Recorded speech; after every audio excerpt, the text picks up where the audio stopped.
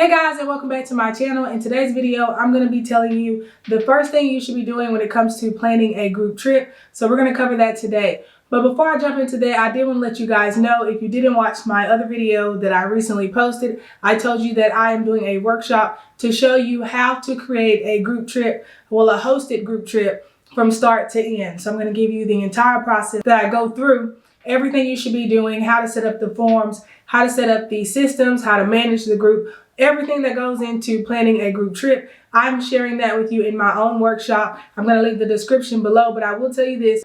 Right now, I have it listed at priority pricing, and this will not last long. Also, I'm only doing 10 seats for this training, and right now already half of them are gone because people reached out prior to me even releasing this video so that they can be one of the first people to make sure they get their seat. So when you see this link, make sure that you pause the video, go sign up real quick, and then come back, or do it at the end of the video. But just know that the seating is limited because I want to be able to talk with you guys. It's going to be a live training, so there'll be a time where you can ask me questions, and we'll spend some time doing Q&A. This is going to be about a 3-hour long workshop. And then also, to give you the date, it's going to be on February the 27th, and it's actually at 7 p.m. Central Time. But if that doesn't work for you, don't worry, because if you purchase a seat to be a part of it, then you're going to also receive the replay the following morning. So don't worry about that. So like I said, it's limited seating, so make sure that you go sign up ASAP, okay? Because that's where I'm diving into how to do it. I'm showing it to you. I'm walking you through it on my computer, so you'll be able to see that as well. And then there's just going to be a lot of other things that is going to go along with it as well, so you don't want to miss out. But what I wanted to do for you guys, because you're my YouTube family, I still wanted to share something with you guys. And so the first thing that you should be doing whenever you want to plan a group trip is to do the research.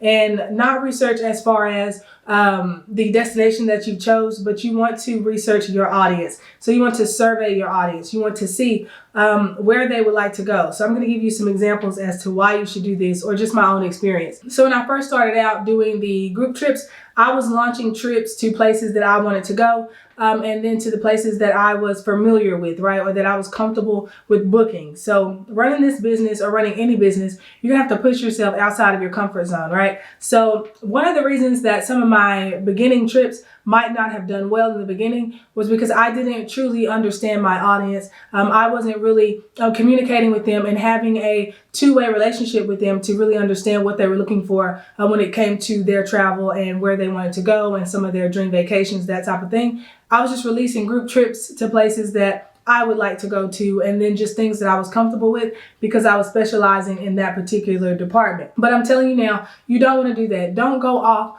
what you think, okay? So if you and I will say this is just my opinion. If you're doing a group trip at this point, like a hosted group trip, then you should have already been booking individual trips, right? So you should be comfortable with being a travel agent. You should know how to book vacations, how to, research the different excursions, the hotels. Like, you should be familiar with that process already. This isn't something that I would think someone who's starting out brand new, they've never booked a trip before ever, I wouldn't jump into doing group trips. Like, you need to really understand how this part of the business works when it comes to, just booking travel in general. But if you are a business who's, you've been around for a few months now or to a year, and you've built some type of clientele, then you need to survey them. You want to send them out emails asking them where they would like to go. And so there are many ways that you can put together a survey to send out to people in their emails, so that it makes it easy, where all they have to do is click a button, or click the radio buttons is what they call them, or check boxes to answer that question. You don't want them to sit there and have to respond to you by typing it back or on their phone, writing out a full email just to respond. You want to make it quick and simple so that they actually take part in the survey, because most people already don't want to do a survey, right? So that's one thing to think about. And then also, in the training workshop that I told you about in the beginning of the video, I'm going to walk you through how to set up the surveys, what systems to use for that, what different platforms you can use. And then also, Instagram actually has a new feature, at least it's new to me, I hadn't noticed it until recently, is that when you post a picture on your Instagram feed, you have the option to do a poll, kind of like in the comments. So where people would normally just leave a comment, they can answer a poll. So kind of like they do it on stories. Same thing. So when you're on your Instagram or your Facebook story, you can do a poll, where you can do that now in a Instagram post as well. So some of the ways, just to run through them, that you can use to survey your audience. You can send an email.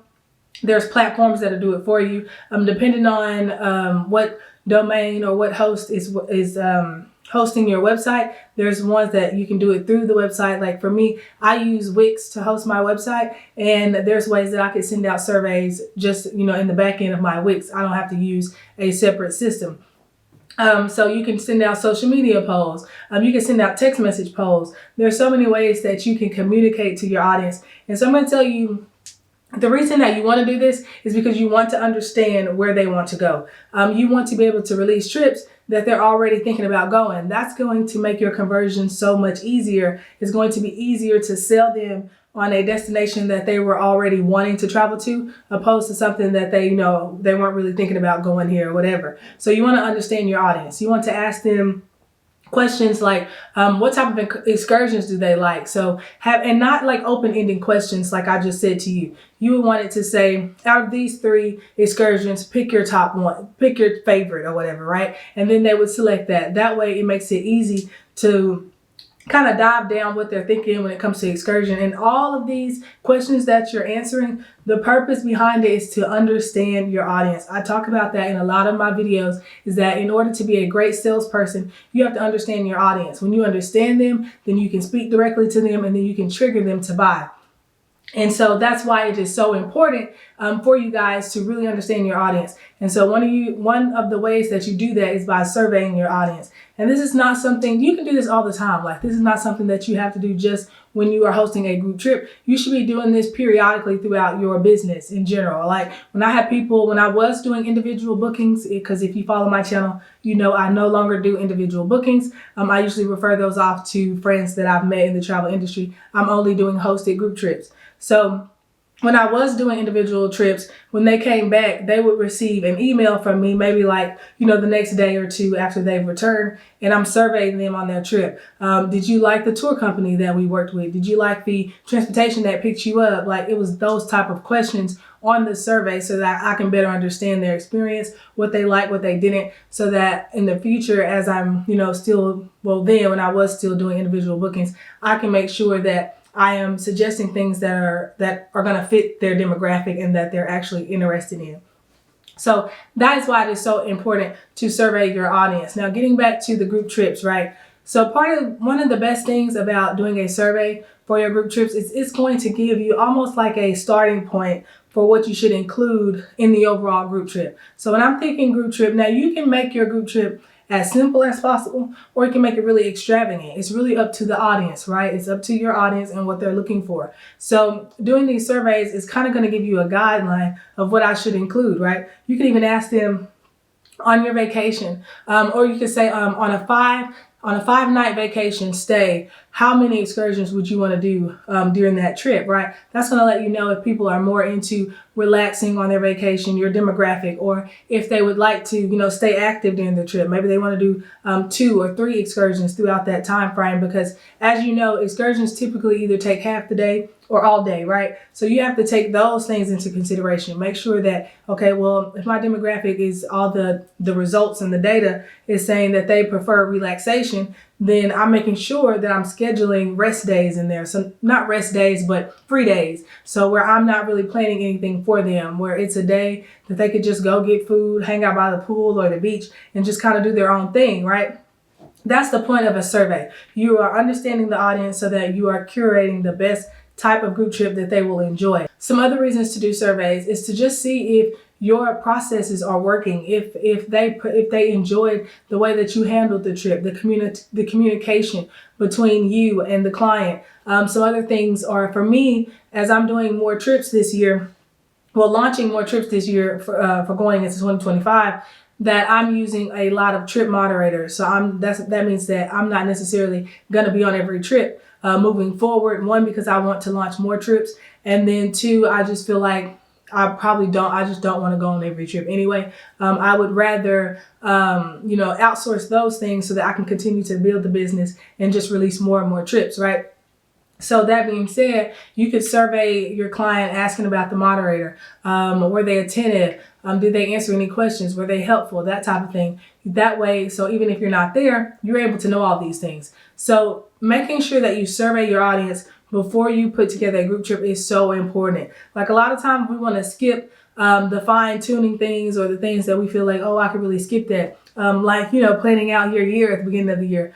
Sometimes we don't really want to sit down and do those, what is the words I'm looking for? Sometimes we don't want to sit down and do those like really small tasks, but it's important because it's going to give you a starting point. It's going to give you a plan on how to move forward so that you're not wasting your time, guys. In the beginning, I put together trips that nobody booked. And really the problem was I wasn't surveying my audience. I was just picking places that I thought was best and that they would want to go. And that I feel like it was easy to make it a trip anyway.